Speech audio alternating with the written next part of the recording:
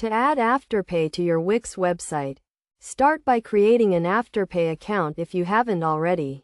Go to the Afterpay website and sign up for a merchant account, providing the required business and banking information. Once your account is approved, you will receive an API key and other necessary credentials. Next, log into your Wix account and navigate to the Wix App Market. Search for the Afterpay app and click the Add to Site button to install it.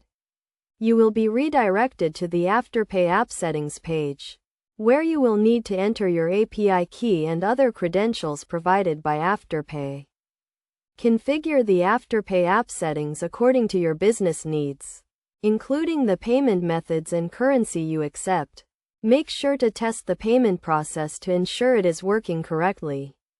You can do this by making a test purchase on your website and verifying that the Afterpay payment option is available and functional.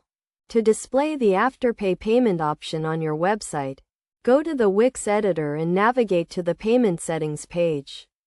Select Afterpay as a payment method and customize the payment button to match your website design. You can also add a banner or other notification to inform customers that Afterpay is available as a payment option. Finally, make sure to review and agree to Afterpay's terms and conditions, and comply with any applicable laws and regulations.